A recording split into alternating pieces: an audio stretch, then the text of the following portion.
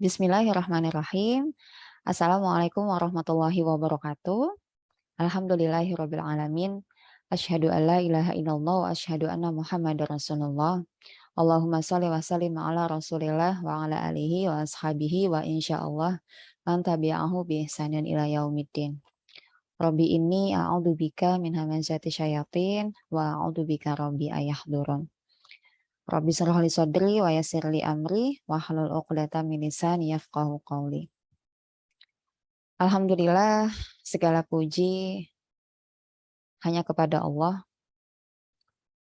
Jangan pernah kita melupakan rasa syukur kita kepada Allah atas banyak sekali kenikmatan yang telah Allah berikan kepada kita semua ya.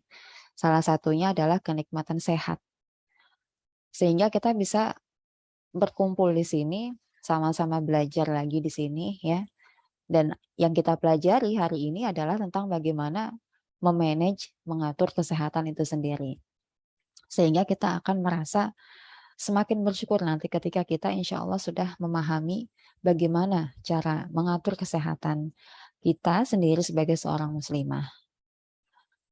Kemudian mari kita sampaikan salawat kita kepada Nabi Muhammad Rasulullah ya Shallallahu Alaihi Wasallam, manusia terbaik, teladan utama kita. Semoga juga Allah menyampaikan salam hormat kita kepada para sahabat, kepada keluarganya ya, kepada keluarga Rasulullah, sahabat, tabi'in, tabi'at, dan juga insya Allah para da'i, da'iyah yang sampai saat ini masih istiqomah ya untuk menyampaikan dakwah-dakwah syiar-syiar yang telah Allah wajibkan. Termasuk kita di dalamnya, semoga Allah berikan rahmat. Ya, untuk menghemat waktu, marilah kita masuk pada pembahasan di kelas level kedua, kelas intensif pengembangan diri muslimah ini ya, untuk tema manajemen kesehatan muslimah. Ya, kita langsung saja, kenapa pentingnya kita mempelajari manajemen kesehatan muslimah ini. Yang pertama, karena memang kesempurnaan ajaran Islam itu salah satunya adalah kita sebagai seorang mukmin, sebagai orang-orang yang beriman, itu yang kuat, yang sehat. Lebih dicintai Allah daripada mukmin yang lemah. Ini sudah sering kita dengar ya hadis tentang ini. Jadi, jadilah kita seorang mukminah yang tidak hanya taat secara ruhiyah ya, tapi juga kita memiliki kesehatan yang paripurna. Sehingga kita belajar ini. Kemudian yang kedua, Allah telah menciptakan berbagai macam sarana kesehatan manusia di sekitaran kita ya. Salah satunya adalah sumber makanan ya. Di Indonesia ini banyak sekali sumber makanan bergizi yang berguna bagi tubuh kita, itu tumbuh ya, tumbuh subur dan telah Allah karuniakan nikmat itu untuk kita di sini. Misalnya apa? Padi, kemudian sumber karbohidrat ya, padi, singkong, ubi gitu. Kemudian yang protein hewani, ayam ya, sapi. Dan Masya Allah, Indonesia itu adalah negara yang sangat kaya akan sumber daya lautnya. Ikan-ikan yang kaya omega 3 itu juga diciptakan untuk kesehatan tubuh kita manusia. Didukung juga dengan pengembangan teknologi ya dalam pengolahan sumber makanan tersebut. Kemudian jalan sehat seorang mukmin sesuai dengan Al-Quran dan As-Sunnah. Jadi prinsipnya tidak hanya sehat, tetapi juga menjadikan kesehatan yang Allah berikan itu, yang Allah karuniakan itu, menjadi jalan ketaatan kita kepada Allah. Jadi percuma hidup sehat, tapi tidak membuat kita semakin taat. Percuma ikut diet jutaan rupiah, kan sekarang banyak tuh lagi ngetren diet, terus mahal sekali ya gitu. Tapi tidak membuat kita taat kepada Allah, tidak membuat kita semakin rajin ibadahnya, semakin khusyuk sholatnya begitu. Maka percuma saja. Itu ya kenapa kita tiga hal mengapa kita mempelajari manajemen kesehatan muslimah ini. Oke, lanjut. Nah, untuk menjadi sehat, dan yang kita teladani adalah Rasulullah ya, sebagai teladan utama kita. Ada dua hal yang harus kita upayakan. Yang pertama adalah menyehatkan kolbu kita, dan yang kedua adalah menyehatkan tubuh kita, fisik kita. Dua hal ini tidak boleh saling terpisah, karena dua hal ini yang akan menunjang kita menjadi seorang mukminah yang sehat dan mukminah yang taat. Kita bahas dulu yang pertama. Bagaimana menyehatkan kolbu ya? Menyehatkan kolbu ini di sini saya membuat 4 poin. Apa saja yang bisa membuat kolbu kita sehat, hati kita sehat. Yang pertama adalah jangan pernah berputus asa dari rahmat Allah ya.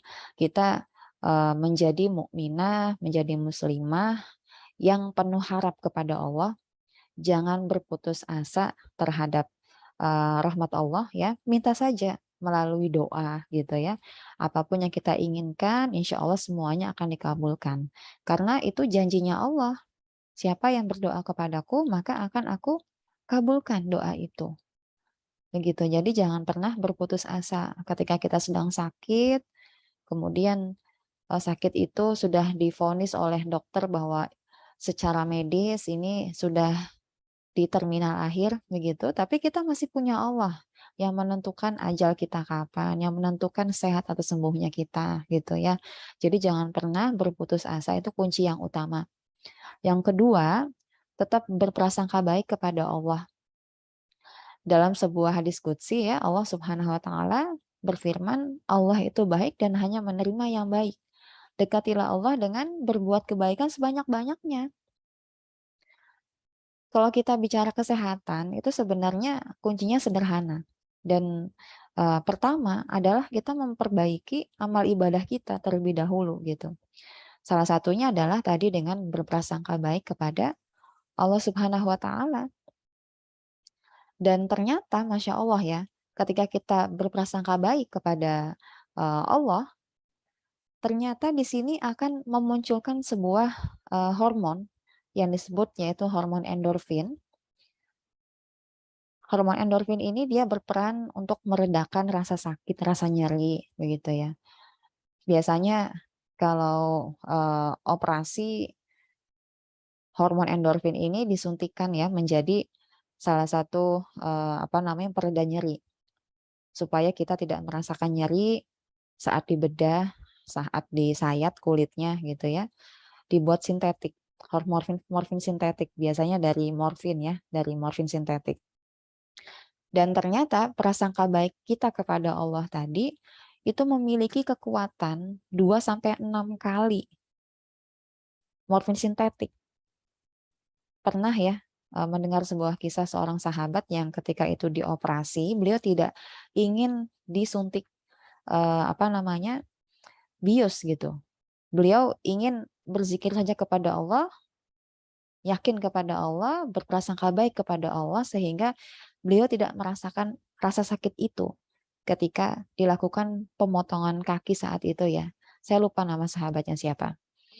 Sampai pada akhirnya beliau betul-betul tidak merasakan sakit itu gitu. Masya Allah, ini kekuatan berprasangka baik kepada Allah tadi yang akan memunculkan anti nyeri 2-6 kali dibandingkan morfin sintetik buatan manusia. Ya, yang ketiga yaitu dengan cara membaca Quran dengan tartil. Kita ingat bagaimana firman Allah dalam Quran surat Al-Isra ya, Al-Isra ayat 382. Di situ Allah menyampaikan bahwa وَنُنَزِّلُ مِنَal Qur'ani ma huwa syifaa'u wa rahmatul lil mu'minin. Bahwa yang Al-Qur'an ini itu adalah obat ya, obat bagi seorang beriman, bagi orang-orang yang beriman, rahmat bagi orang-orang yang beriman. Dengan membaca Quran secara tartil, maka akan keluar nafas-nafas yang yang kotor ya, dari pernafasan kita, dari paru-paru kita. Ketika kita membaca Al-Quran dengan tartil, dengan tajwid yang benar, maka CO2, pertukaran gas karbon dioksida dan oksigen itu secara alami itu bagus sekali ya. Dan itu akan menyehatkan jantung kita, akan menyehatkan paru-paru kita, akan menyehatkan otak kita juga. Oke, yang keempat, beribadah dengan benar. Yang pertama adalah wudhu ya. Berwudulah dengan benar, menggunakan air yang suci ya. Perintah Allah dalam Quran surat Al-Maidah ayat 5 sampai 6 kita bisa lihat di situ disebutkan bagaimana cara berwudu yang benar begitu. Jadi kita saat berwudu itu kan tidak hanya menyiram tapi membasuh. Kita sambil memijit-mijit bagian tubuh yang kita basuh tersebut, dan di situ di ujung-ujung dari kulit kita itu banyak pembuluh-pembuluh kapiler yang kalau kita basuh, kita sambil pijit begitu ya, sambil kita masas gitu. Nah, itu akan menghilangkan racun-racun dari dalam tubuh kita ya. Kemudian menghilangkan kuman-kuman penyakit yang nempel di kulit kita, sehingga pijitan-pijitan tadi juga itu akan memperlancar aliran darah di seluruh tubuh kita ya. Kemudian sholat. Nah, sholat ini tidak hanya sekadar sholat, tapi juga sholat tepat waktu. Dan ternyata Allah itu telah menciptakan hormon-hormon tertentu yang keluar di saat-saat tertentu juga gitu. Saat zuhur hormon yang keluar itu beda dengan saat subuh. Saat asar juga beda dengan zuhur atau subuh sebelumnya. Beda juga dengan maghrib. Jadi setiap waktu, 5 waktu itu Allah telah memerintahkan hormon-hormon di dalam tubuh kita dalam sebuah sistem yang begitu sempurna untuk keluar. Dan kalau kita tidak sholat tepat waktu, maka sebetulnya kita sedang mengacaukan sistem tubuh itu sendiri begitu. Dan kita sendiri yang merugi sebetulnya. Ya, jadi sholatnya tepat waktu supaya sistem yang telah Allah buat secara alami di dalam tubuh kita itu bekerja secara optimal, dan itu akan menyehatkan tubuh kita. Kemudian gerakan sholat. Tentu kita tahu ya, gerakan sholat itu begitu sempurna sekali. Gerakan mengangkat tangan ya, kemudian konsentrasi, tenang, menarik nafas ya, lalu membuangnya lagi dengan bacaan-bacaan Al-Quran yang tartil begitu ya. Itu Masya Allah akan memberikan efek yang luar biasa bagi kesehatan tubuh kita dan juga hati kita. Secara fisik, sholat itu ternyata mampu mencegah varises, ya, menguatkan tulang, menenangkan jiwa, menguatkan otot perut ketika ruku, kemudian bangkit lagi, kemudian memperbaiki pencernaan, mengurangi konstipasi, ya, dan juga mencegahnya dengan posisi-posisi pergantian gerakan dalam sholat tersebut. Kemudian memperkuat sekresi kantong empedu, posisi ruku dan sujud itu menurunkan tekanan otak, dan itu mensuplai banyak oksigen ke otak ya, sehingga kita tidak mudah pusing, tidak mudah vertigo, tidak mudah migrain dan penyakit-penyakit yang ada di otak gitu, stroke dan lain-lain. Itu akan tercegah dengan sholat yang benar. Kemudian bermanfaat juga bagi ibu hamil, terutama pada memposisikan janin dalam perut ya. Saya pernah melakukan ini pada anak kedua saya dulu ketika sungsang, dan ternyata dengan memperbanyak sujud, memperbaiki sujud, Masya Allah dengan izin Allah, itu bayi bisa dalam posisi yang normal kembali, sehingga siap dilahirkan dalam kondisi yang baik begitu ya, secara pervaginam. Kemudian sholat tahajud. Nah, sholat tahajud ini juga ternyata ada sebuah penelitian ya, sebuah penelitian yang dilakukan oleh seorang guru besar di IAIN Surabaya. Ternyata sholat tahajud ini itu akan meningkatkan kekebalan tubuh, memperbaiki sistem-sistem tubuh. meningkatkan ketenangan hati kalau secara kolbunya ya, secara rohiyahnya ya. Lalu sholat duha juga ya, sholat duha itu digambarkan sebagai sodakoh setiap ruas-ruas tubuh kita. Jadi ketika kita sedang sholat duha, itu sebetulnya kita sedang sodakoh gitu. Sedang mensodakohi setiap ruas-ruas yang ada dalam tubuh kita. Sehingga setiap yang disodakohi, maka akan menuai keberkahan ya. Sehingga tubuh kita dalam kondisi yang sehat. Begitu ya. Lalu membaca Quran tadi sudah dijelaskan. Dan puasa. Puasa ini ternyata anti-aging alami. Anti-aging alami, anti penuaan alami. Selain skincare itu kan buatan manusia ya, dan sudah dibubuhi berbagai macam bahan kimia. Ternyata ada yang alami, yang aman gitu, yang sudah Allah siapkan untuk mencegah penuaan bagi manusia gitu ya, memperlambat penuaan adalah dengan cara memperbanyak puasa. Puasa Senin Kamis atau puasa selang-seling setiap puasa Daud ya. Kemudian perkuat hidup dengan banyak berdoa. Karena dengan berdoa ini juga tadi sama memunculkan hormon endorfin ya, kebahagiaan, penuh harap kepada Allah, menghilangkan segala macam keputusasaan. Lalu sodakoh tadi, karena dengan sodakoh tadi kita akan merasa bahagia ya. Pernah ada sebuah kasus ini ketika seseorang mengalami istilahnya setelah menjabat sebagai seorang besar ya, sebagai seorang pemimpin dalam sebuah perusahaan, kemudian beliau diturunkan jabatannya begitu dan mengalami depresi gitu ya, mengalami depresi, tidak menerima keadaan itu begitu dan diterapi dengan cara sodakoh tadi, diajak bersodakoh ke tempat ke panti-panti begitu ya. Ketika beliau memberikan sodakohnya kepada mereka, ternyata itu memunculkan rasa bahagia dan memunculkan harga dirinya lagi gitu. Karena saat itu dia merasa harga dirinya turun ketika diturunkan jabatannya saat itu ya. Merasa dirinya sudah tidak berdaya lagi, sudah tidak mampu memimpin lagi gitu.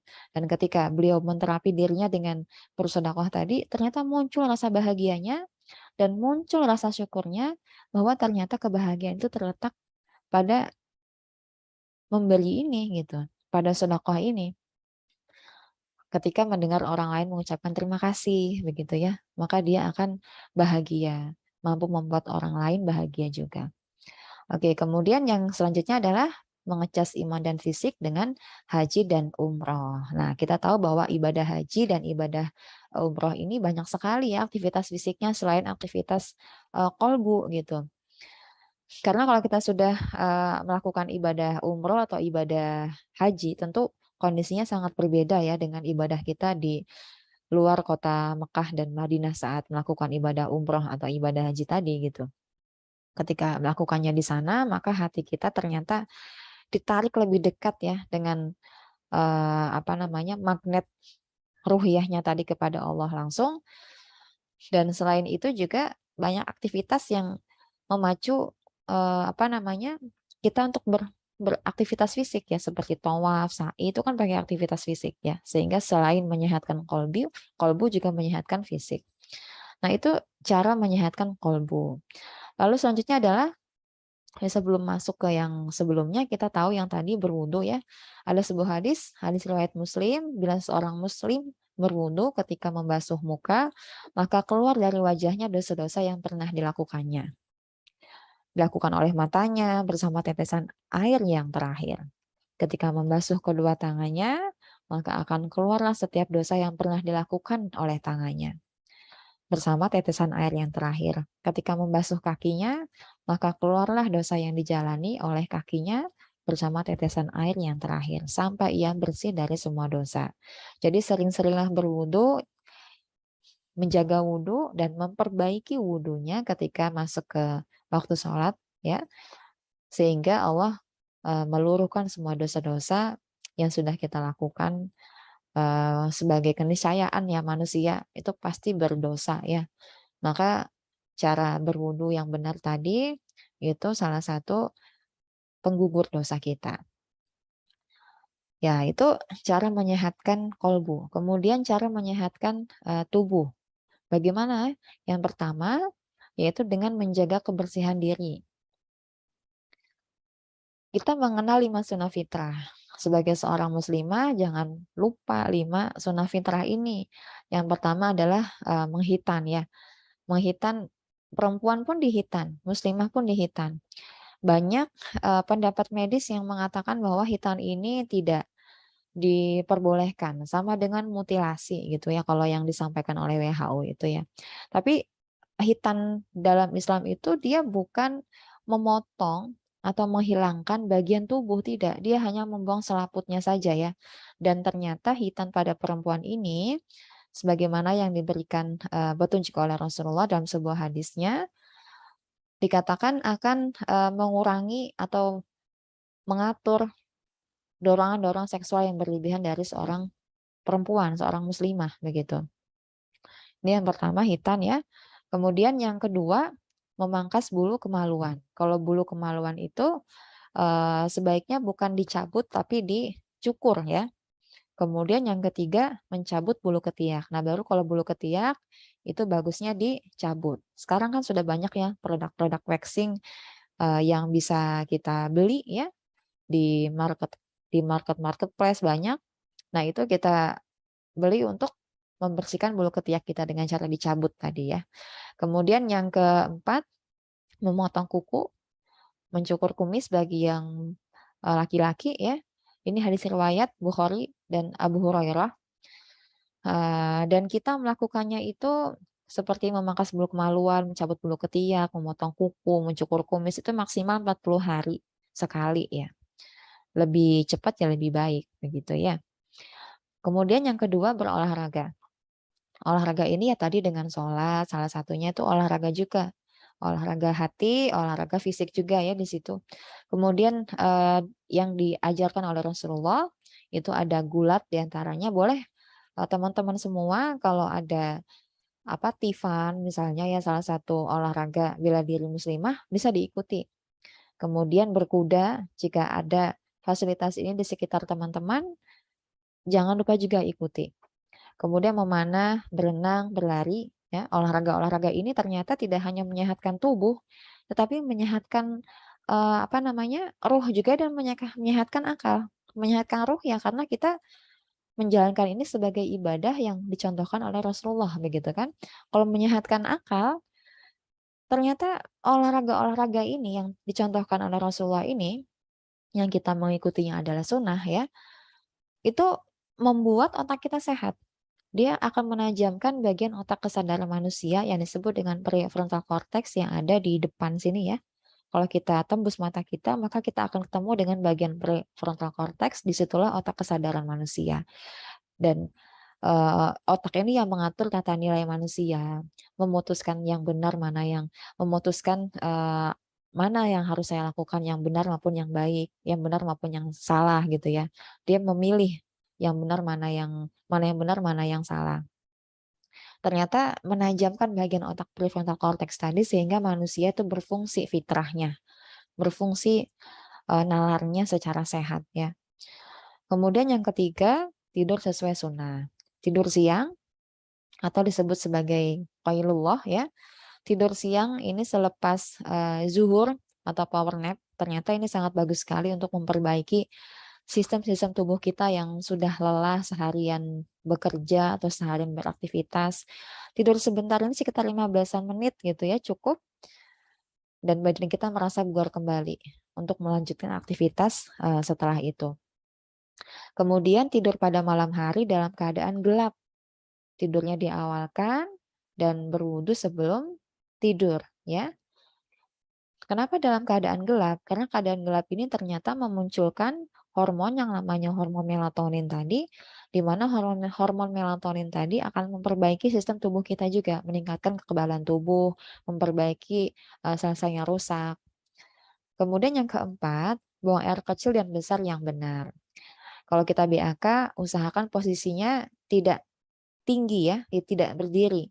Posisikan duduk atau jongkok, dan kalau BAB posisinya yang direkomendasikan adalah jongkok. Supaya tidak membebani otot-otot panggul kita dan otot-otot bagian yang apa namanya, yang melakukan peran ini ya, peregangan pada anus gitu.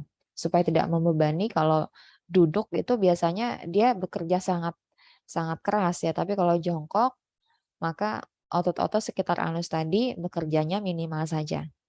Sehingga apa namanya, penyakit-penyakit seperti ambeien begitu tidak lagi muncul. Tidak muncul ya ketika kita BAB dalam posisi jongkok. Kemudian memperbanyak serat dari buah-buahan ya, dan minyak sehat, lemak sehat. Bukan minyak di pasaran yang rafinasi ya. Kemudian yang kelima, menggunakan aromaterapi. Saat tidur boleh, teman-teman kan banyak sekarang tuh dijual aromaterapi ya, dengan diffusnya, dengan diffusernya, itu bisa membuat tubuh kita rileks saat tidur atau saat beristirahat ya. Kemudian mengonsumsi makanan halal dan thayyib. Nah, ini yang paling penting dan akan kita bahas lebih banyak di momen ini ya, apalagi teman-teman saat di usia remaja. Itu bisa dibilang golden age yang kedua setelah usia 0 sampai 2 tahun. Kenapa makanan halal dan makanan thayyib ini penting? Karena teman-teman butuh makanan untuk golden age yang kedua, untuk growth spurt yang kedua setelah usia 0 sampai 2 tahun di masa-masa 100.000 hari pertama kelahiran ini, dan yang kedua adalah masa remaja gitu ya, di usia apa namanya, 14 sampai 18 atau bahkan sampai 21 tahun.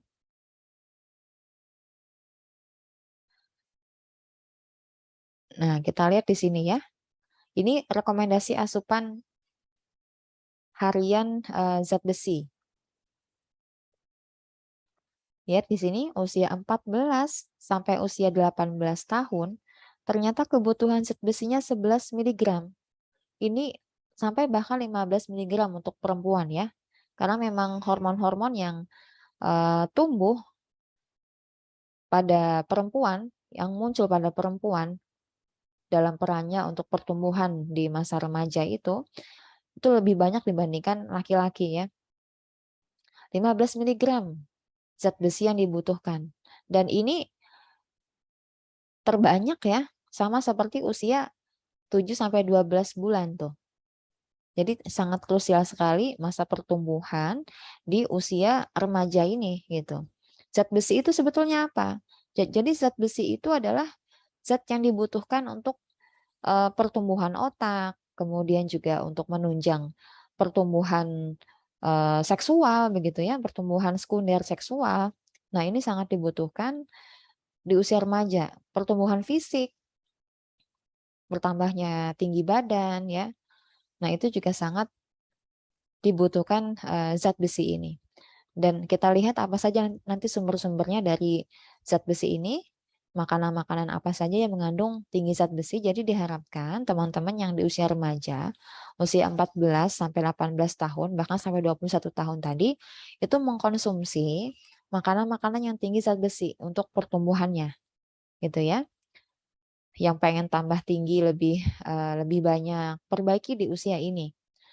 Yang ingin tumbuh optimal gitu ya, prima kesehatannya secara fisik, supaya apa namanya, memberikan apa sih namanya tuh, kan ada pertumbuhan seksual sekunder ya pada perempuan maupun pada laki-laki seperti tumbuhnya jakun. Kalau pada perempuan tumbuhnya buah dada gitu kan ya. Kemudian tubuh itu bentuknya seperti kalau perempuan itu dia akan apa namanya, ramping begitu ya. Nah, kita lihat ternyata peran dari makanan yang mengandung banyak zat besi ini memberikan memberikan sumbangsi terbesar pada pertumbuhan seksual sekunder tadi gitu ya. Salah satunya ini.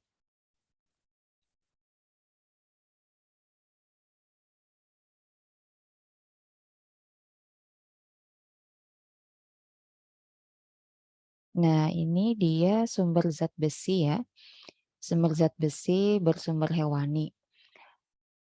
Itu zat besi yang mudah diserap. Kalau zat besi non-hem itu bersumbernya nabati dari tumbuh-tumbuhan dan biasanya ini butuh bantuan vitamin C agar mudah diserap oleh tubuh. Nah, untuk zat besi dari sumber hewani di sini contohnya ada hati ayam ya. Hati ayam ternyata dia memiliki 11 miligram dalam setiap 100 gram hati ayam. Dia memiliki zat besi paling tinggi ya dibandingkan golongan yang lain, dibandingkan jenis yang lain. Jadi teman-teman yang sedang ada di usia-usia 14 tahun sampai usia 21 tahun, perbanyaklah konsumsi hati ayam gitu ya. Kemudian daging di sini beef itu ternyata 3,5 miligram ini sudah termasuk besar sebetulnya, tapi dia tidak lebih besar ya, jauh dibandingkan hati ayam.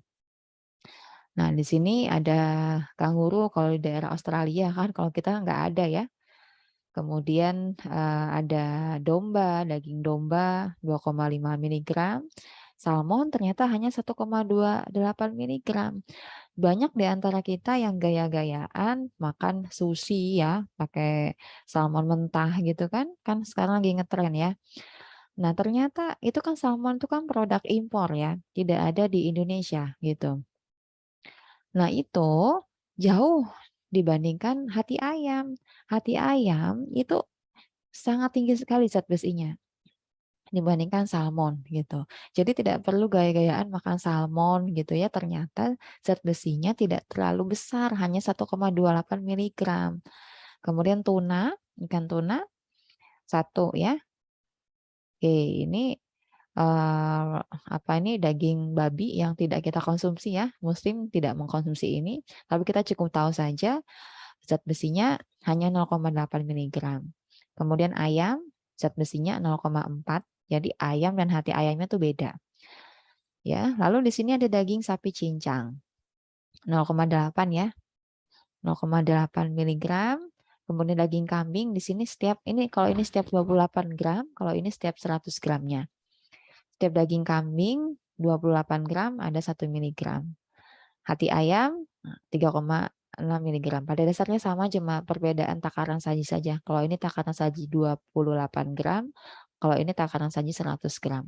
Intinya yang paling tinggi itu adalah hati ayam. Jadi sering-seringlah teman-teman yang sedang di masa-masa usia 14 tahun ke atas sampai 21 tahun ini mengkonsumsi daging hati ayam ya. Nanti teman-teman bisa pilih, ada slide-nya di sini sudah saya sediakan. Jadi teman-teman bisa memilih menentukan nanti kalau mau makan itu mana yang memiliki zat besi paling tinggi yang dibutuhkan untuk pertumbuhan di usia remaja tadi. Bayam 3 ikat, sekitar 3 ikat ya, 28 gram itu 1 miligram. Termasuk besar ya, bayam ini ya, tergolong sayuran yang punya zat besi tinggi, bisa teman-teman konsumsi. Nah, ini kan bersumber nabati, bersumber dari tumbuhan, sehingga penyerapannya dalam tubuh itu butuh vitamin C. Jadi butuh didampingi makan makanan yang mengandung vitamin C seperti buah-buahan ya, jeruk, pepaya, pisang dan lain-lain. Biasanya kan kalau buah-buahan itu kaya vitamin C, sehingga zat besi dalam tumbuhan ini akan terserap baik oleh tubuh ketika kita juga mengkonsumsi buah-buahan. Nah, kemudian brokoli 0,2 miligram ya. Kita lihat sumber yang lain. Nah, di sini ya ada pilihannya. Ada ikan belida, ternyata zat besinya tidak ada. Ikan gabus, ternyata zat besinya 0,1 saja. Ikan patin 1,6.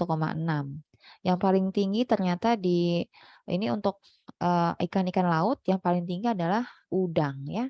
Udang, jangan sungkan untuk mengkonsumsi udang di usia-usia pertumbuhan growth spurt yang kedua ya, di usia 14 sampai 21 tahun ini. Kemudian ikan air tawar seperti gabus tadi ya, yang ikan air tawar itu kan gabus ya, kemudian patin, belida, lele ya. Kemudian teri ini kan ikan air laut.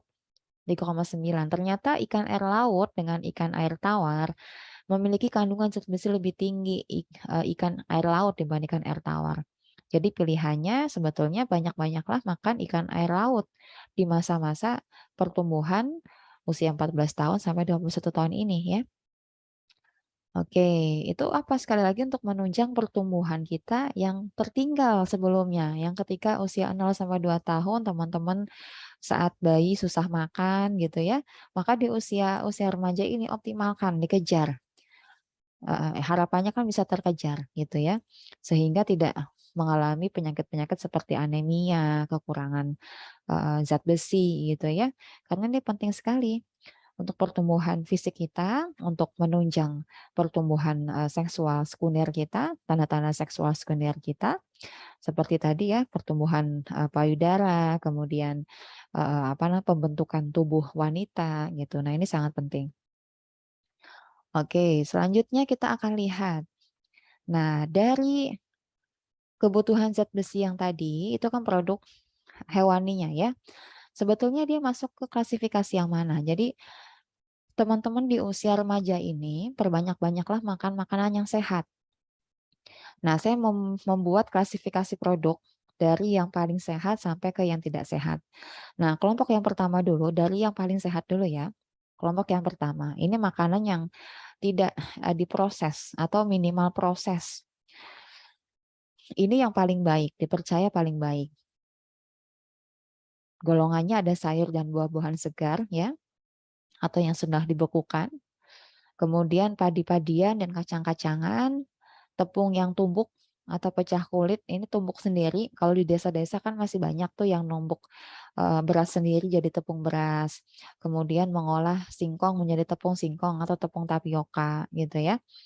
Atau mengolah sagu sendiri dijadikan tepung sagu. Nah, ini termasuk kelompok ke makanan yang tidak diproses atau minimal proses ini. Kemudian telur, daging, ikan segar atau ikan yang sudah dibekukan ya. Susu pasteurisasi. Susu pasteurisasi di sini maksudnya susu segar yang dipanaskan sebentar. Susu segar yang baru diperah tadi ya, bukan susu pasteurisasi yang dijual di supermarket. Itu masuknya ke kelompok yang keempat ya. Kelompok yang sudah diproses banyak sekali. Ultra proses maksudnya. Pasta kering atau pasta basah, ini yang pasta yang bikin sendiri. Seperti mie yang di daerah Jawa itu adanya mie konyol ya, mie konyol ya. Nah, ini termasuk ke pasta kering atau pasta basah yang dibuat oleh sendiri. Nah, kelompok satu ini dipercaya, bukan dipercaya, memang termasuk kelompok yang paling direkomendasikan. Kelompok yang terbaik di antara kelompok yang lainnya. Semakin tidak diproses, maka kandungan gizi di dalamnya itu tidak rusak, tidak banyak hilang. Karena seperti vitamin C gitu ya, yang terkandung dalam buah-buahan, dia akan rusak dengan pemanasan. Contohnya wortel kan dia mengandung vitamin C juga ya, mengandung vitamin A juga. Beberapa vitamin dia tidak tahan panas ketika dimasak dalam suhu tertentu, maka dia akan rusak. Sehingga memasukkan sayur itu ketika sudah mendidih ya airnya ya. Kemudian dikecilkan apinya, tidak besar api ya. Lalu ditunggu sampai sedikit agak layu, dimatikan. Jangan terlalu lama memasak sayur atau menghangatkan kembali sayur karena memang vitamin-vitamin, zat-zat gizinya sudah banyak yang hilang. Hanya tinggal seratnya saja biasanya. Oke, itu kelompok yang pertama. Kelompok yang kedua, itu bahan masakan terproses. Di sini ada gula, minyak, ya, lemak, garam, dan lainnya yang berasal dari bahan pangan dan digunakan di dapur. Nah, ini masuk ke kelompok bahan masakan terproses. Gula ini masuknya nih gula seperti gula aren, ya, gula merah, gula kelapa, bukan gula putih. Kalau gula putih itu gula yang sudah rafinasi, prosesnya panjang sekali sampai penambahan bahan-bahan kimia, penghilangan semua vitamin-vitamin zat gizi dari tebu ya, kan itu asalnya dari tebu. Air tebu kemudian diproses menjadi gula putih. Itu dihilangkan semua, dipanaskan dengan suhu yang tinggi, dihilangkan semua zat-zat bergunanya, zat-zat gizinya, lalu ditambahi pemutih ya, ditambahi pemutih sehingga warnanya putih. Makanya gula putih itu bisa beberapa pakar menyebutnya sebagai racun bagi tubuh kita gitu, karena memang tubuh kita nggak butuh. Ada batasannya untuk usia tertentu ya, termasuk usia remaja ini dalam mengkonsumsi gula putih. Oke, kemudian garam, di sini garam dapur yang beriodium ya, yang warna putih, sebaiknya mengkonsumsi garam laut tadi ya, bukan garam, saya sebutkan garam Himalaya yang warna apa namanya, warna oranye, itu ternyata tidak mengandung yodium. Padahal sedang ngetren sekarang penggunaan garam pink. Ternyata tidak mengandung yodium. Ya, alhamdulillah Indonesia dikelilingi oleh lautan, garam dapurnya, garam lautannya mengandung yodium ya yang dibutuhkan oleh tubuh kita. Kemudian kelompok ketiga ini pangan pangan terproses. Contohnya produk kalengan, buah kering, produk daging yang diasinkan seperti ikan asin gitu ya, keju rumahan, roti segar yang tidak dikemas. Roti segar itu yang seperti ini, bukan roti-roti yang dikemas di apa namanya, di supermarket begitu ya. Dia seperti roti nih dari gandum utuh ya. Kalau roti yang di supermarket gitu kan dia dari tepung gandum yang sudah terproses panjang sekali. Gandum menjadi tepung terigu itu prosesnya panjang sekali. Pemanasan ya, kemudian juga dengan penambahan zat-zat tertentu ya. Pemanasan kemudian halus sampai halus warnanya putih begitu tuh sudah banyak yang hilang tuh zat gizinya. Sehingga ditambahi imbuhan-imbuhan vitamin A apalah ke dalam tepung terigu tersebut. Nanti teman-teman lihat di kemasan tepung terigu di situ banyak vitamin, terkandung vitamin A, terkandung zat gizi apa, protein dan seterusnya. Teman-teman bisa lihat. Ternyata itu adalah beberapa itu tambahan ya, beberapa tambahan. Jadi yang sudah hilang ditambahi vitaminnya gitu. Nah, termasuk kelompok 1, 2, dan 3 ini adalah produk pangan yang masih aman untuk dikonsumsi. Nah, produk pangan yang tidak aman untuk dikonsumsi adalah yang kelompok keempat ini, yaitu produk ultra proses. Contohnya apa? Minuman ringan, cemilan kemasan, roti yang diproduksi massal ya, yang dijual di supermarket, berbagai macam produk nugget-nugget, sosis ya, makanan-makanan beku yang bermerek gitu. Kemudian aneka produk yang tidak lagi mengandung bahan utuh, lalu diproduksi industri besar-besaran dengan komersialisasi, mengambil untung, masa kadaluarsanya panjang, beresiko menggantikan kelompok pangan yang lain. Jadi kalau udah makan ini, udah minum ini, udah nggak lapar lagi, udah nggak butuh makan utama lagi. Itu yang disebut dengan menggantikan kelompok pangan yang lain. Jadi teman-teman jangan sampai kebanyakan ngemil lalu lupa makan utama. Dia akan berbahaya ya. Dia akan tidak memberikan dampak yang positif pada pertumbuhan usia remaja di usia 14 tahun sampai 21 tahun ini yang termasuk pertumbuhan masa emas kedua setelah masa emas pertama di usia 0 sampai 2 tahun. Jadi sebaiknya kelompok 4 ini teman-teman hindari ya. Apalagi teman-teman sedang terjadi perubahan hormonal di dalam tubuh secara besar-besaran. Salah satunya adalah hormon-hormon seksualitas begitu ya, hormon-hormon pertumbuhan. Wah, ini kalau dibanjiri dengan makanan-makanan ultraproses seperti ini, maka sistem tubuh itu akan rusak ya. Mungkin di situ memang sudah tertera BPOM, tetapi itu bisa jadi aman untuk hari ini saja. Karena memang BPOM tujuannya itu untuk mengetahui keamanan pangan ini dikonsumsi saat itu. Tapi kan belum tahu keamanannya atau efeknya jangka panjang seperti apa untuk tubuh kita gitu. Itu bukan tugasnya BPOM gitu. Itu tugasnya para ahli, makanya studi itu terus dilakukan ya, terus berlanjut untuk mengetahui efek dari makanan ultra proses ini dan ternyata memang benar. Sudah banyak penelitian menunjukkan bahwa makanan produk ultra proses tadi, kelompok yang keempat tadi, berbahaya bagi tubuh kita. Salah satu publikasi di Harvard Health Publishing disebutkan bahwa eating more ultra-processed foods may shorten lifespan. Ternyata memperpendek usia. Ya, tubuh manusia itu diciptakan tidak dengan cara instan gitu. Sejak zaman Nabi Adam sampai saat ini usia kehamilannya 9 bulan 2 minggu. Tidak bisa digaspol, tidak bisa disingkat gitu. Karena ranah praktis, ekonomi, efisien itu adalah ranah teknologi, bukan ranah biologi. Sedang tubuh kita itu adalah ranah biologi, tidak instan gitu. Kemudian tubuh manusia itu tadi klasik ya, makanannya juga harus klasik, tidak instan. Bukan mie instan, bukan apa? Nugget instan gitu ya. Teman-teman kalau baca nugget, setiap kali membeli produk, teman-teman usahakan mulai dari sekarang dibaca kandungan gizinya. Kan di situ ada kandungan gizi, informasi gizi. Apa saja yang terkandung di situ? Rata-rata makanan ultraproses ini di sana tinggi garam, tinggi gula, karbohidrat saja sudah. Selebihnya vitamin A, vitamin C dan seterusnya itu tidak ada. Teman-teman nanti bisa cek saat masuk ke supermarket, lihat beberapa produk ultraproses kemasan tadi, bagaimana kandungan gizinya. Yang teman-teman butuhkan itu tidak hanya gula, tidak hanya garam.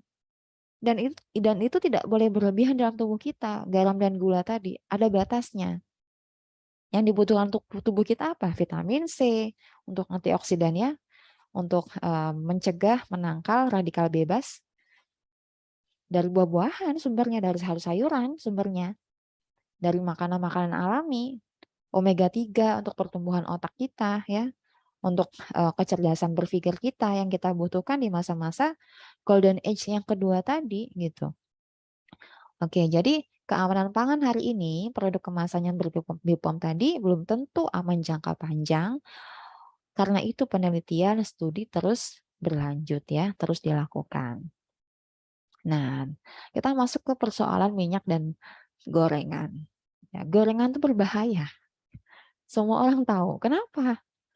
Ternyata setiap makanan yang digoreng itu menghasilkan, terutama ya, pangan yang berpati, bahan pangan berpati itu contohnya tepung, umbi, itu kan berpati semua, beras itu kan berpati. Tepung-tepungan, umbi-umbian, singkong, itu berpati semua tuh.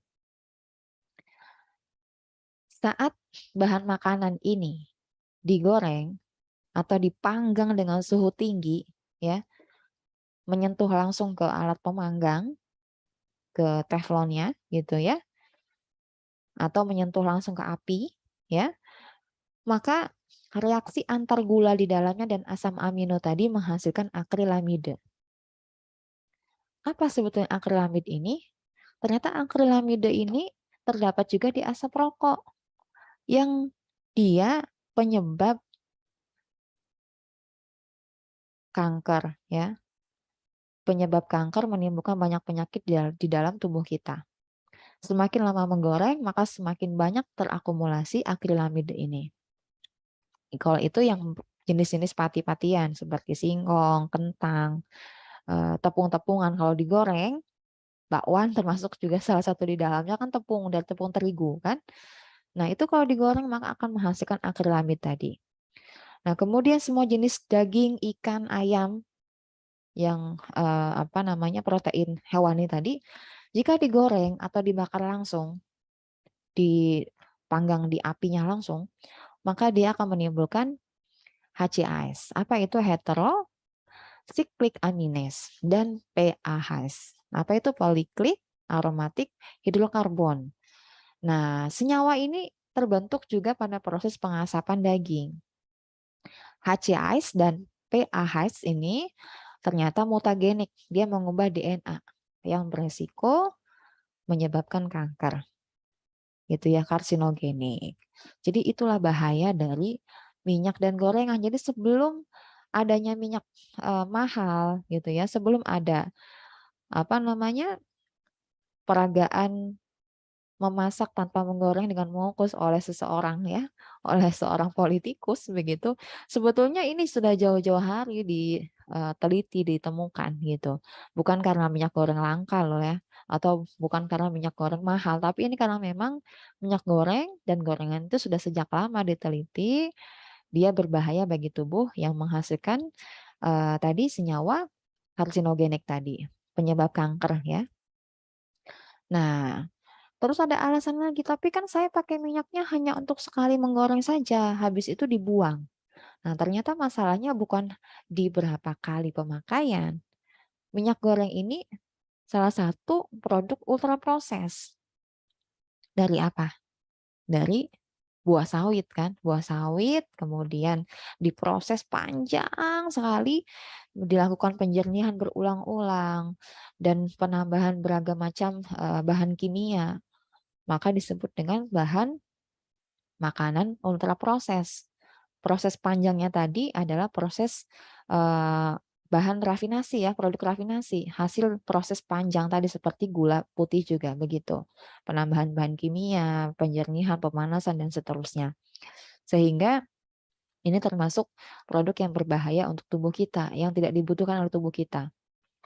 Nah, makanan yang digoreng ini menghasilkan senyawa yang tidak diinginkan seperti tadi yang sudah disebutkan akrilamid, kemudian polisiklik aromatik hidrokarbon ya, amines.